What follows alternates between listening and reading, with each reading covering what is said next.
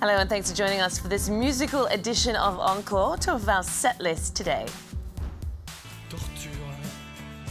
The king of French pop is proving he's still got it. Etienne Daho is taking over Paris with 3 shows in the space of a week.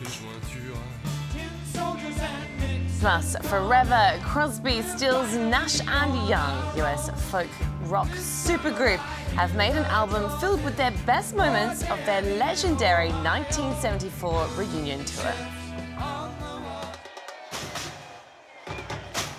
And the sounds of summer. We check out what's got everyone winding down their windows and topping the French charts.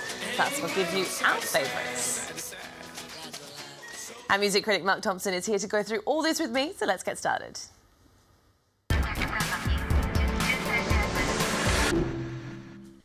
Hi Mark, great to have you with us as usual for the Jade. music show.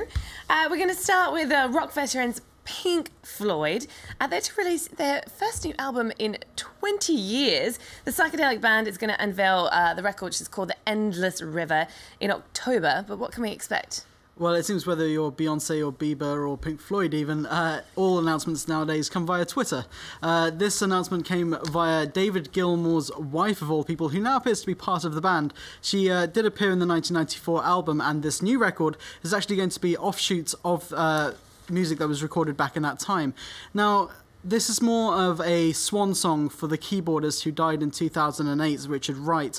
It's going to be quite an emotional record for that purpose. The working title of this album was The Big Spliff, so I'm quite happy that they've renamed that. All right, that's yeah. interesting. Although this is probably the closest we're going to get to some sort of reunion. There's no tour really expected, though. All right, well, from British music legends to the undisputed king of French pop now, from his defining synth electro sound in the 80s to his more recent pop rock work, Etienne Daho has become iconic. Now he's taking over Paris again with 3 shows in the space of a week as part of the Days Off festival. Like when the Daho show comes to town, there's really no ignoring it, is there? No, the posters are all up over the metro stations when you're coming into work. It's just his face everywhere. And he's 58, but I feel like himself and his music is growing old quite gracefully, like quite a lot of the new wave veterans like Duran Duran, and their music is continuing. He's moved from less synth and more to string, more pop rock, as you say. And the record last year was nominated for both the Best Male Artist and Best Album at the Victoire de la Musique, which is kind of the French Grammys, if you will. He was inspired, for those who don't know, he was more inspired by Serge Gainsbourg, another French legend, obviously, from the 1970s and 1960s, 70s. But he does have a very Gainsbourg sound, as we can hear here. Yeah, he does have a bit of a Gainsbourg sound. The more new stuff doesn't really have that. It's more mature. It's definitely a lot more experienced and considered. Now, the Days Off Festival, as you say, has a lot of big names. I mean, Damon Albarn, Rufus Wainwright are playing it, but Etienne Daho's name does stand out, obviously, being a home favourite here. Right, and it all climaxes with a show celebrating his breakout album. Yes, it does, and he's gathered some of his favourite young French artists to perform one of his classic albums, Tombé pour la France, and they're actually some of my favourite artists, so I'm really interested to see how they interpret his work. Louis Duillon, François and the Atlas Mountains, Les Scott. These are really good young artists, so he's trying to bring in a new crowd to experience some of the older French music, as you say. And what's really interesting is this comes about at the 100th anniversary of the First World War. Let's have a quick listen to Tombé pour la France, the original. Ce sera bien.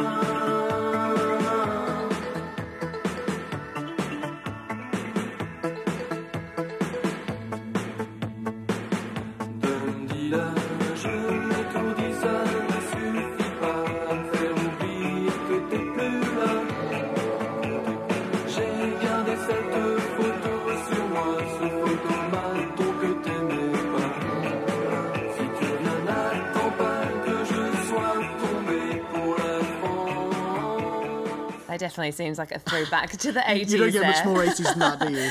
All right, it's been hotting up over here, and the battle to be top of the French summer charts is well and truly on. Oliver Farry takes us through who's on their way to replicating Daft Punk's success last year with Get Lucky. 2 of the potential big summer hits come courtesy of the World Cup. Put your flags up in the sky, put them in the sky. It's a Latin derby between the official FIFA song by the rapper Pitbull and Jennifer Lopez and Shakira's La La La, featuring several of the tournament's star players.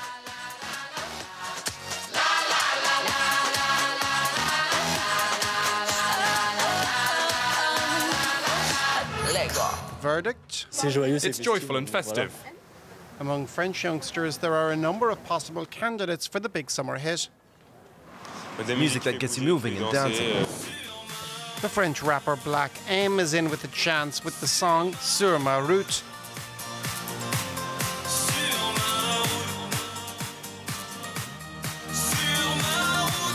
From Ivory Coast, there is Magic System's Magic in the Air.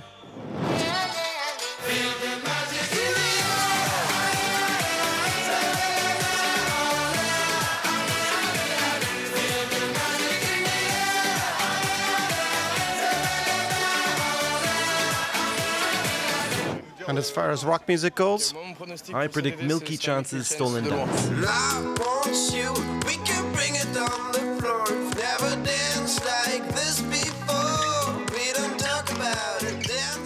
The German group's folk ballad is well placed, though these days the choice of tunes online is unlimited.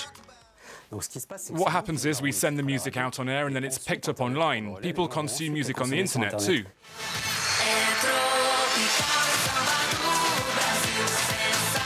And Bellini's big Euro hit from 1997 has been dusted down. It too is likely to get an airing. Certainly some very catchy tunes there. But what do you think, Mark? Who's your pick? Well, I have to say, I don't really get Milky Chance, which was brought up there. It doesn't really do anything for me. I don't get the name, I don't get the band, I don't get the song. But Black M is one that I think, here in France especially, is a no-brainer. That's definitely going to be the song of the summer here in France. For myself, I mean, some of my favourite albums this year have been more indie-fied, Future Islands, the War on Drugs. But I really feel that there's going to be a comeback for a song that was huge in the springtime. By a singer called Kaiser, and the single is called Hideaway. Let's have a quick listen.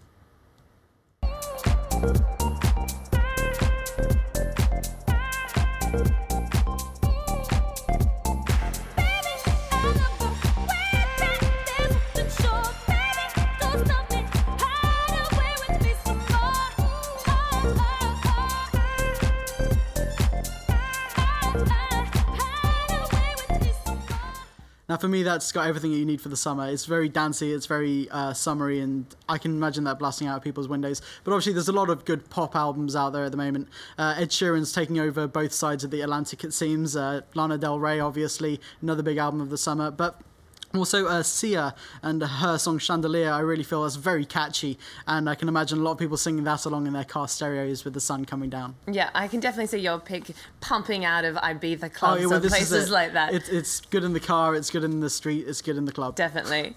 Right, well, next they've influenced everyone from Joan Baez to the Eagles, and now they're 40 years after their legendary reunion tour. The US folk rock supergroup Crosby, Stills, Nash and Young have made an album filled with the best moments of that tour and made it available to their fans. Mark, what can we expect? Now, as you say, it was from the 1974 reunion tour. Now, this was groundbreaking in a number of ways. They were playing to sell-out crowds in stadiums and arenas across 30 dates in the US, one in London as well, and this really broke a lot of records. There's this kind of legacy that it was a very drugged-out tour, and for a folk band, there's a lot of sex, drugs, and rock and roll, which is quite amazing. But this really did catch the quartet at their peak. Rather than being a flop, this was a huge, huge tour that really stood the test of time. It captures the quartet playing some of their greatest hits, and there was a 4-year break in this time, so people were wondering, did they still have it? And they definitely did. They were supported by the Beach Boys in this time. Let's have a quick listen to some of the highlights of that tour. Almost cut my hair.